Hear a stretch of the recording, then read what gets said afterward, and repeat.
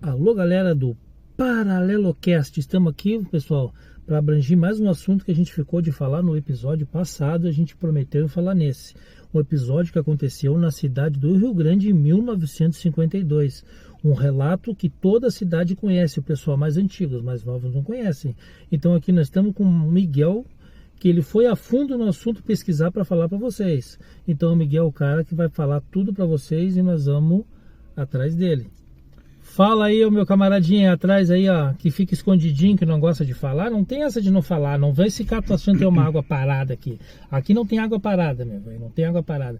Diz aí, dá um alô pra galera aí. Boa noite, senhores, boa noite. E aí, Miguel, vai lá, fala pra eles aí qual é o assunto de Rio Grande aí, que movimentou em 1952, uma época que o pessoal ainda era mais tranquilo na cidade, movimentou a cidade. Fala alguma coisa pra nós aí. Fala, galera, dando continuidade então ao vídeo que a gente tinha abordado, ao assunto que a gente tinha abordado no último vídeo. Esse é o nosso segundo episódio do nosso podcast, chamado ParaleloCast. Espero que vocês curtam, que esse seja um episódio bem interessante, bem legal. Dando continuidade então ao relato que a gente tinha trazido sobre o acontecimento que ocorreu em Rio Grande em 1952, né? Lembrando que a tecnologia que a gente tinha na época, ela era muito rudimentar. Então a maioria do que a gente tem são testemunhas oculares do que ocorreu na época, né? Eles alegam, as pessoas que estavam perto do porto, né, de Rio Grande, eles alegam ter visto um objeto, né, circular, e desse objeto sairiam, né, emitindo várias luzes, né? Algo que seria quase que impossível para ser uma tecnologia militar, né? E esse objeto ele cai então em direção ao mar, o que causa um enorme estrondo na água, né? Acaba ocorrendo um forte estrondo, todas as pessoas relatam isso. E obviamente que a gente está vivendo ali um contexto de Guerra Fria também, né? Entre os Estados Unidos e a União Soviética. O nosso presidente na época era Getúlio Vargas, que tinha uma aproximação muito grande com o presidente norte-americano, que era o Harry Truman. Ele envia rapidamente então a força aérea, a marinha, o exército aqui para o Brasil. Eles içam esse objeto que é extremamente pesado, né, que é circular, que emitiu vários feixes de luz, né? Eles pegam esse objeto e obviamente que rapidamente eles abafam o caso. Então a população fica muito sem saber o que aconteceu. Fica muito sem... o que a gente tem, na verdade, são os relatos de testemunhas oculares que relataram aquele incidente na época. Mas as informações elas foram todas ocultadas. E esse objeto ele sai do Brasil e vai para os Estados Unidos. O Matheus pesquisou um pouco mais sobre esse caso também. Quer nos falar alguma coisa, Matheus? Cara, eu só acho muito interessante que os Estados Unidos se interessou por algo aqui no Brasil, aqui no Sul, né? Obviamente, a gente tem as possibilidades de ser, como o Carlos acredita, por ser um OVNI, ser algo de outra civilização, mas também pode ser tecnologia americana que acabou caindo aqui e pelo contexto ali da Guerra Fria, para não vazar informação, os Estados Unidos veio aqui e retirou esse objeto. É o que eu acredito. O que vem à minha mente é isso, é tecnologia americana, que para não se perder, os Estados Unidos acabou mandando o seu pessoal aqui para acabar não vazando a tecnologia. Tu, Carlos? Cara, se fosse uma tecnologia americana, não teria por que eles esconder e levar embora assim do nada. O que estariam fazendo aqui com uma tecnologia aqui no Brasil, em 1952? Por que eles iriam esconder? Qual o motivo? Qual o significado de esconder em 1952, uma época que pouco se falava, pouco se sabia, pouco se acreditava?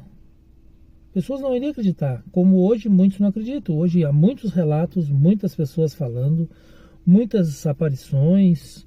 A própria Área 51, a própria Área 51, todo mundo sabe que é uma área muito isolada, ninguém chega perto daquela área. Pode ter sido levado para a Área 51. Então, eu entendo, porque é uma coisa muito avançada para a nossa época de 1952, um relato que eles iriam se transformar, eles iriam trazer para cá, se deslocar um grande aparato, um grande gasto para vir aqui em Rio Grande em 1952 para ver uma tecnologia deles que eles teriam mais coisas para fazer lá. Aquilo ali poderia ficar um objeto perdido aqui e ficou por ficar.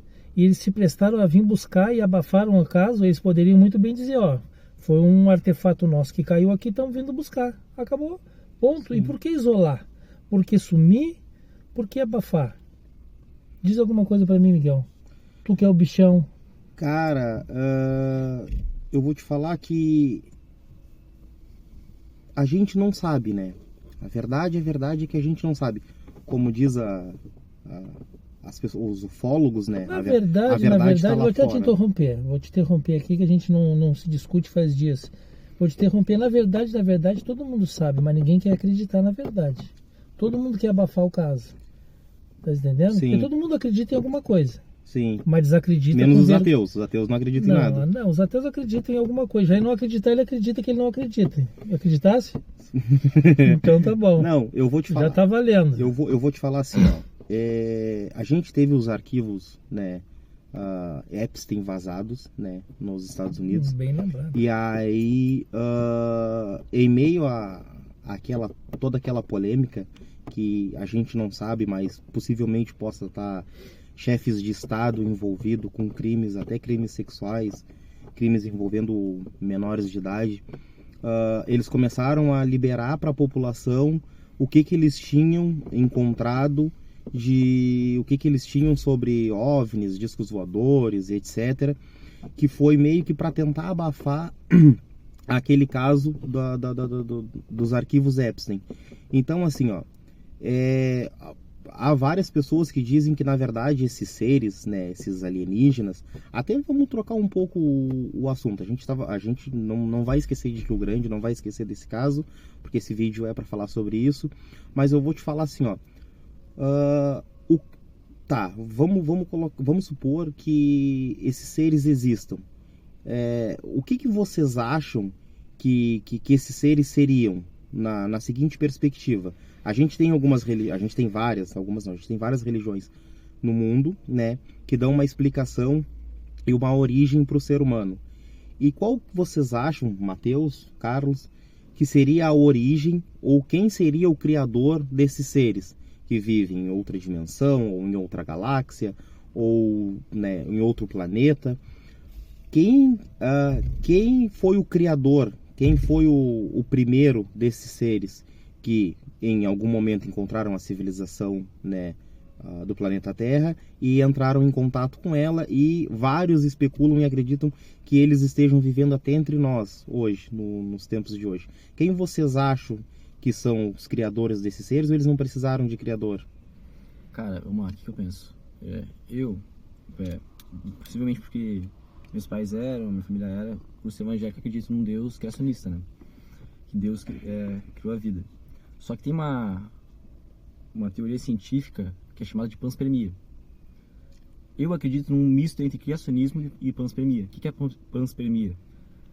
Veio um asteroide da Terra trazendo elementos químicos. Esses elementos químicos, ao passar de processos tipo chuva, corrosão, eventos químicos que eu não sei explicar, okay, acabaram formando proteínas. Essas proteínas, com o passar de muito tempo, acabaram se conglomerando, deram início ao primeiro ser unicelular, e esse ser foi evoluindo. Então a vida teria surgido a partir do espaço, a partir dos meteoros que tinham caído no espaço. Okay. Cara, querendo ou não, tu consegue linkar isso com o criacionismo, ao meu ver. Sobre a gente entrar naquela, se existir ET, se existir vida alienígena, será que a hipótese do Deus criacionismo não vai ser negada? Não vai cair por terra? E ao meu ver, não. Até porque Deus, por ser onipotente, poderia criar vida de forma totalmente diferente da nossa, muito mais inteligente. Que não está contida, mas que não está contida na Bíblia, né? Cara, eu acho que no caso da Bíblia, ela vem para salvar a nossa alma, não precisa expor o universo, né? Tem coisas que Deus revela, mas não é a necessidade. A necessidade da Bíblia é mostrar primeiramente Jesus Cristo como Salvador. Não, é que tu pega o Apocalipse, desculpa te interromper, por exemplo, e tu tem ali, tu tem dragões, tu tem leões, animais, né? Os próprios querubins, serafins, eles têm 4 cabeças, uma delas é de leão, uma delas é Tu pega o Leviatã, por exemplo, que é um monstro gigantesco. Então, assim, ó, ele fala de vários seres que são, para nossa hoje atual realidade, né, seres impossíveis, a menos que tu... São seres que tu vê num filme de Hollywood. Mas que algum profeta, alguém que estava escrevendo, que teve a visão daqueles seres. A própria, né, prostituta da Babilônia, montada numa besta de 7 cabeças. Enfim, tem Tiamat, que seria o dragão de 7 cabeças. Existem histórias, né, na Bíblia, onde existem esses seres, vamos botar entre aspas, não quero ofender ninguém, mitológicos, que são incríveis. Eu acho que assim, ó, poderia ser mencionado a vida em algum outro lugar, se caso, né, alguém que estava escrevendo a Bíblia e que tivesse contato com o Deus judaico-cristão, colocar ali que existem essa vida entre esses outros determinados locais. Cara, por que isso faria diferença? Não faria diferença. Não sei no também. No caso dessas figuras do Apocalipse, cara, eu não acredito disso em forma literal. Que existe o dragão de 7 cabeças, não acredito de forma literal. E sim em simbologias. Mas, cara, se existe um ser que vive a bilhões de galáxias distantes de mim, eu não vejo necessidade da Bíblia mencionar.